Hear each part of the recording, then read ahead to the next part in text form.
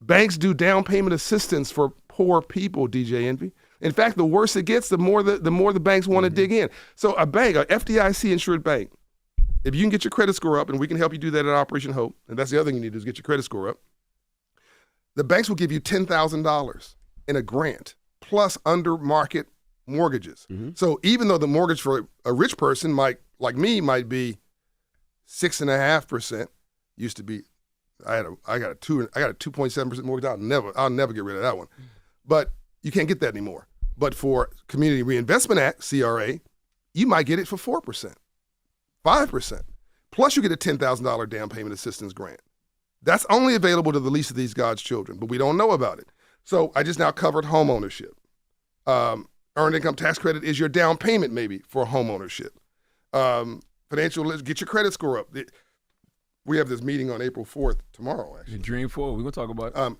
And we got a business plan for Black America, a business plan for Latino America, a business plan for women, a business plan for Asians, a business plan for Native American Indians. I wrote them.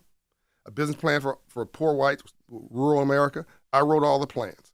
And in one plan, it shows that if you rely on the government, Black people, well, first off, you do nothing, our net worth will be zero by 2053. Not poor people, everybody. If Black Americans do nothing but what we're doing right now, just chilling, net worth by 2053 is zero. If we rely on the government, which we've been obsessing about since the Civil War, understanding the Civil War, understand Reconstruction, understand the Civil Rights Movement, understand the Second Reconstruction, I don't understand now. We're all uptight, worked up about what's going on in Washington. Let's assume they get a deathbed conversion and they decide they love Black people overnight. They're going to give us welfare. They're going to give us reparations, everything. That's not going to happen. But no. But it's worth $300 billion to a maximum of $600 billion. Now hold that number by 2053. That's only 25 years from now. If you raise your credit score 100 points, Black people have the lowest credit score on average in America, 620, which means half of us wake up in the morning locked out of the free enterprise system. Can't get a decent car loan. You go to the car dealership, you get a Mercedes at 18% interest. It's not a Mercedes, it's Mercedes payments. And it breaks down in 4 months because the one way they make money is maintenance and finance department. They don't even make any money selling the car. They wait for you to bring it back. Financial literacy. But if you get your credit score up 100 points, that's $750 billion by 2053. That's $150 billion more than the best estimate of the government's assistance. And we can do that by ourselves. Become homeowners. That's $800 billion. Separate from the $750 billion. That's 1.5, give or take, trillion dollars. And that doesn't even require the government.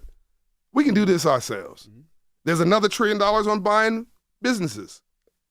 Am I going too far, too fast? You bring it, they got to do their research. They got to listen to it. But the breakdown is, there's tiers when it comes to credit. So like when you say somebody going to a car dealership and they're trying to buy, he said a Mercedes, it's a Mercy dealership, right? A Mercy note. So if your tier is 4 or 5 or 6. Forget about it. Your credit rate, if your car is usually $400 a month, it's going to be $1,100 a month. But if you have tier 1 credit, you probably have to put down less money, and your note is only $400 money just based off your credit. Same thing with home ownership. Same thing with credit cards that you buy at the store, whether it's Nordstrom, Sears, JCPenney, Macy's. So that's what he's saying as far as the tiers when it comes to credit. Yeah, let's go one step further. The places where we grow up,